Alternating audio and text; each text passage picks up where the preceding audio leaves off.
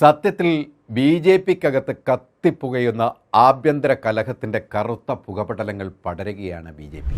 പുറമേ വലിയ വായിൽ വിജയവും പ്രതീക്ഷയും കൊണ്ട് ആർത്തലച്ച് മുറവിളി ഉയർത്തുമ്പോൾ, പക്ഷെ ബി ജെ പിയുടെ അകത്തെ ഇടനാഴികളിൽ പതിയിരിക്കുന്ന ബീഭത്സമായ തകർച്ചയുടെ രഹസ്യങ്ങൾ അവരെ തന്നെ ആകെ തകർത്ത് തരിപ്പണമായ അവസ്ഥയിലെത്തിച്ചതിൻ്റെ പിന്നാമ്പുറ രഹസ്യങ്ങൾ മറനീക്കി പുറത്തു വരികയാണ് ഇപ്പോൾ. കഴിഞ്ഞ 11 വർഷമായി അധികാരത്തിൽ തുടരുന്ന മോദി സർക്കാർ രാജ്യത്ത് തങ്ങളുടെ നിലനിൽപ്പിൻ്റെ ബ്രഹ്മാണ്ഡ പ്രക്രിയകൾ വിളിച്ചു പറഞ്ഞുകൊണ്ട് ജനത്തെ കയ്യിലെടുക്കാൻ ഗിമ്മിക്കുകൾ കാണിക്കുമ്പോഴും, മറ്റൊരു ഭാഗത്ത് ബി ജെ പി തകർച്ച അതിൻ്റെ ഏറ്റവും താഴേക്കിടയിൽ നിന്ന് തന്നെ പൂർണ്ണമായി വെളിവാകുകയും ചെയ്യുന്ന ഒരു സ്ഥിതിവിശേഷത്തിലാണ്. ഇങ്ങനെയൊക്കെ അധികാരത്തെ ഉപയോഗിച്ച് മോദി പ്രഭാവം നിലനിർത്താൻ കിണഞ്ഞ് പരിശ്രമിക്കുമ്പോൾ, എന്തുകൊണ്ടാണ് ഈ മോദി പാളയത്തിൽ അസ്വസ്ഥമായ സാഹചര്യം ഉടലെടുക്കുന്നത്? അതൊരു വിശകലനത്തിനെടുത്താൽ അതിൻ്റെ യഥാർത്ഥ കാരണം വ്യക്തമാവും. ഒരു കാലത്ത് അങ്ങേയറ്റം ആത്മവിശ്വാസത്തോടെ സംസാരിച്ച ബി ജെ പി ഇന്നൊരു പ്രതിരോധത്തിൽ ഊന്നിയാണ് സംസാരിക്കുന്നത്. എന്തുകൊണ്ട്? ആ ആത്മവിശ്വാസം അവർക്ക് നഷ്ടമായത് എപ്പോഴാണ്? എന്തായിരിക്കും അവരുടെ രീതികളിൽ നിശബ്ദമായ ഒരു പരിഭ്രാന്തി രൂപപ്പെട്ടത്? നരേന്ദ്രമോദിക്കും അമിത്ഷായ്ക്കും ഇന്ന് ആ പഴയ ആത്മവിശ്വാസമില്ല. അതിന് കൃത്യമായ കാരണം വിലയിരുത്തിയാൽ B J P N D A നേടിയ വോട്ട് ശതമാനവും കിട്ടുന്ന സീറ്റുകളുടെ എണ്ണവും തമ്മിലുള്ള പൊരുത്തക്കേടിൻ്റെ ഒരു കണക്ക് തന്നെയാണ് അവരെ ആശങ്കപ്പെടുത്തുന്നത് എന്ന് മനസ്സിലാക്കാം. അത് വ്യക്തമാകാൻ കഴിഞ്ഞ 3 ലോക്സഭാ കണക്കുകൾ നമുക്കൊന്ന് താരതമ്യം ചെയ്തു നോക്കാം. 2014 ഒരു വലിയ മാറ്റത്തിലൂടെ ബി ജെ പി അധികാരത്തിൽ വന്നു. അന്ന് ബി ജെ പി 282 സീറ്റുകൾ ഒറ്റയ്ക്ക് നേടി ഭൂരിപക്ഷം ഉറപ്പിച്ചപ്പോൾ അവരുടെ നേട്ടത്തിൻ്റെ ഹുങ്കാരം മുഴക്കി മറ്റു പാർട്ടികളെ വെല്ലുവിളിച്ചു.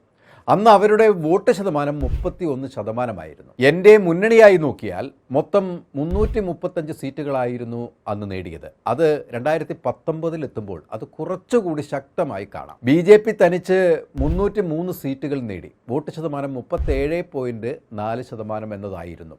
എൻ ഡി എ മുന്നണി മൊത്തത്തിൽ 352 സീറ്റുകൾ എന്ന അതിശക്തമായ ഉയർച്ച കാഴ്ചവെച്ചു. എന്നാൽ 2024 എത്തിയപ്പോൾ ചിത്രമാകെ മാറുന്നതാണ് കണ്ടത്. ബി ജെ പി 441 സീറ്റുകളിൽ ഒറ്റയ്ക്ക് മത്സരിച്ച് നേടിയതോ 240 സീറ്റുകൾ മാത്രമാണ്. അതായത് ഒറ്റയ്ക്ക് ഭൂരിപക്ഷം എന്നത് ബി ജെ പിക്ക് നഷ്ടമായി എന്നർത്ഥം. ഇത്രയും വലിയ ഇടിവ് സീറ്റുകളിൽ ഉണ്ടായിട്ടും അവരുടെ വോട്ട് ശതമാനത്തിൽ കാര്യമായ കുറവ് വന്നില്ല എന്നതാണ് ശ്രദ്ധിക്കേണ്ടത്. 36.6% വോട്ടുകളാണ് അവർക്ക് അന്ന് കിട്ടിയത്. അത് 2019 ഏകദേശം അടുത്ത് നിൽക്കുന്നു. ഇനി പ്രതിപക്ഷത്തിൻ്റെ കണക്കുകളൊന്ന് പരിശോധിക്കാം. 2014 വെറും 44 സീറ്റുകളാണ് കോൺഗ്രസ് നേടിയത്. അത് 2024 എത്തുമ്പോൾ 99 സീറ്റുകളിലേക്ക് കുതിക്കുന്നതായി കാണാം. അപ്പോൾ വോട്ട് ശതമാനം 19.3% നിന്നും 21.2% മാത്രമാണ് ഉയർന്നത്. അതായത് കോൺഗ്രസിന് വോട്ട് ശതമാനം 2019 അപേക്ഷിച്ച് വെറും 2% മാത്രമായി വർദ്ധിച്ചപ്പോൾ, പക്ഷേ സീറ്റുകളുടെ എണ്ണം കുത്തനെ വർദ്ധിക്കുന്നതായി കാണാം. അതേസമയം ബി ജെ പിക്ക് 1% വോട്ട് കുറഞ്ഞപ്പോൾ 63 സീറ്റുകളാണ് നഷ്ടമായത് എന്നതോർക്കണം. വോട്ടുകൾ നേടുക എന്നതല്ല, കിട്ടിയ വോട്ടുകൾ എത്രത്തോളം സീറ്റുകളാക്കി മാറ്റാൻ കഴിയുന്നു എന്നതിലാണ് പാർട്ടികളുടെ നിലനിൽപ്പ് വ്യക്തമാകുന്നത്. 2019 2024 എൻ ഡി എയുടെ വോട്ട് ശതമാനം കാര്യമായ രീതിയിൽ മാറ്റം സംഭവിച്ചിട്ടില്ല. അത് ഏകദേശം 44% എന്ന നിലയിലാണ്. പക്ഷേ സീറ്റുകളോ 352 നിന്നും വൻ തകർച്ചയായ 292 കുറയുകയും ചെയ്തു. 60 സീറ്റുകളുടെ ഭീമമായ നഷ്ടം. അതേസമയം ഇന്ത്യ മുന്നണിക്ക് വോട്ട് ശതമാനത്തിൽ നേരിയ വർധനവും സീറ്റുകളുടെ കാര്യത്തിൽ വൻ കുതിപ്പുമുണ്ടായി എന്നത് ഓർക്കണം. ഇത് തന്നെയാണ് 2024 ഭരണപക്ഷത്തിൻ്റെ ആത്മവിശ്വാസത്തിന് തിരിച്ചടിയായതും കോൺഗ്രസിൻ്റെ ആത്മവിശ്വാസം 10 മടങ്ങായി വർദ്ധിച്ചത്. എൻ ഡി എ വോട്ടുകൾ പലയിടത്തും വൻ രീതിയിൽ കുമിഞ്ഞുകൂടിയിട്ടും അത് പാഴായി എന്നതാണ് യാഥാർത്ഥ്യം. എന്നാൽ അവിടെ പ്രതിപക്ഷം ചെറിയ ഭൂരിപക്ഷത്തിൽ കൂടുതൽ സീറ്റുകൾ പിടിച്ചടക്കി എന്നത് നേട്ടമായി. ബി ജെ പിയുടെയും കോൺഗ്രസിൻ്റെയും പ്രകടനങ്ങൾ തമ്മിൽ വലിയ അന്തരം കാണാം. 2014 ബി ജെ പി ഉയരുകയും 2019 അത് നിലനിർത്തുകയും അല്ലെങ്കിൽ അല്പം വർദ്ധിപ്പിക്കുകയും 2024 അത് തകർച്ചയുടെ പടുകുഴിയിലേക്ക് എത്തുന്നതും കാണാം. പക്ഷേ ഇന്ത്യ മുന്നണിക്ക് ഉയർച്ചയാണ് കാണാൻ കഴിയുന്നത്. അതായത് ഭരണത്തിലിരിക്കുന്ന പാർട്ടിയോട് ജനങ്ങൾക്കുണ്ടാകുന്ന ഇഷ്ടക്കേട് ക്രമാതീതമായി വർദ്ധിക്കുകയും പ്രതിപക്ഷ പാർട്ടിയോട് ജനത്തിൻ്റെ പ്രതിബദ്ധതയും വിശ്വാസവും കൂടുന്നതായും കാണുന്നതിൻ്റെ വ്യക്തമായ തെളിവാണ് ഇത്.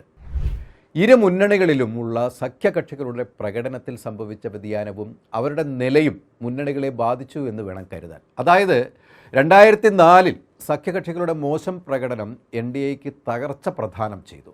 എന്നാൽ 2014 മുതൽ ഇന്ത്യ മുന്നണിയിൽ കാണുന്നത് സഖ്യകക്ഷികൾ സീറ്റ് എഫിഷ്യൻസി വർദ്ധിപ്പിക്കുന്നതായാണ്. അതായത് ഇന്ത്യ മുന്നണി എന്ന ആശയം വിജയം കണ്ടു എന്ന് അർത്ഥം. 2014, 2019, 2024 എന്നീ ടേമുകളിൽ സഖ്യ കൂട്ടായ്മ കോൺഗ്രസിൻ്റെ മുന്നേറ്റം രൂപപ്പെടുത്തി എന്നതും ഇവിടെ തെളിയുകയാണ്. കൃത്യമായി 2024 ഒരു വിശകലനത്തിലേക്ക് വന്ന 2024 NDAയുടെ സീറ്റ് എഫിഷ്യൻസി 6.7 കുറഞ്ഞത് അവരുടെ തകർച്ചയുടെ യഥാർത്ഥ ചിത്രമാണ് വരച്ചു കാട്ടുന്നത്. ഇത് 2004 NDA അധികാരത്തിൽ നിന്നും പുറത്തായപ്പോൾ ഉള്ള അവസ്ഥയ്ക്ക് തുല്യമാണ്. അന്ന് അവരുടെ സീറ്റ് എഫിഷ്യൻസി എന്ന് പറയുന്നത് 6.6 ആയിരുന്നു. അതേസമയം ഇന്ത്യ മുന്നണി 2019 3.4 നിന്നും 5.67 കുതിച്ചതും കാണാം.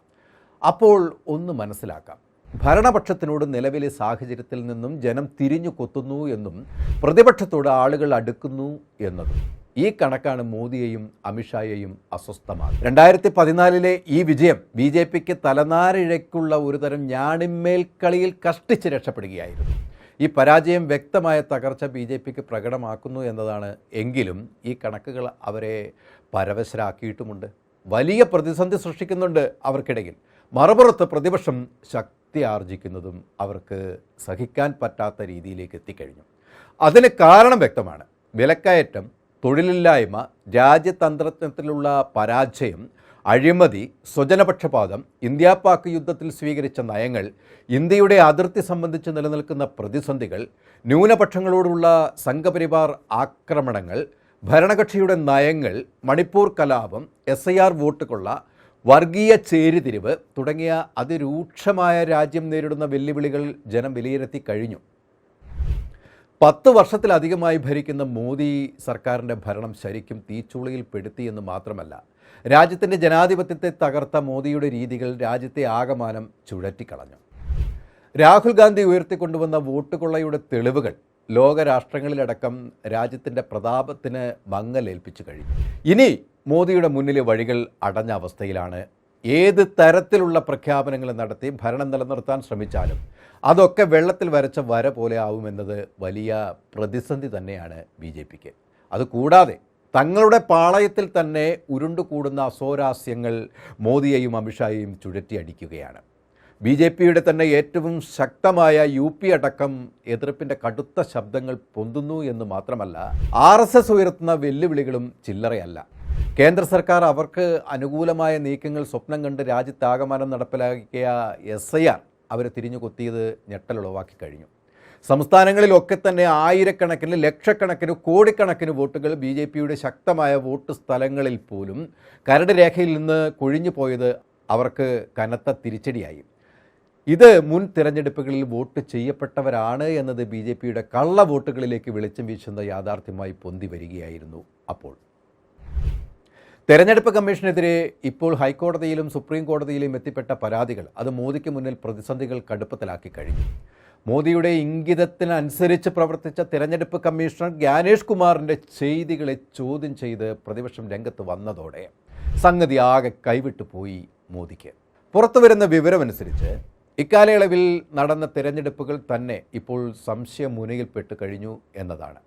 ഇതെല്ലാം മോദിയുടെ പാളയത്തിൽ ആശങ്കയുടെ രൂക്ഷത വർദ്ധിപ്പിക്കുകയാണ്. അത് വെറും ആശങ്കയല്ല, വരും നാളുകളിൽ മോദിയുടെ വൻ പരാജയത്തിലേക്ക് എത്തുന്ന അവസ്ഥയിലും അത് എത്തിച്ചു കഴിഞ്ഞു. കൂടുതൽ വാർത്തകൾക്കും വിശേഷങ്ങൾക്കും ഞങ്ങളുടെ channel like, share and subscribe ചെയ്യുക. കൂടാതെ സബ്സ്ക്രൈബ് ബട്ടണിലെ ബെല്ലൈക്കൺ എനേബിൾ ചെയ്യാനും മറക്കരുത്.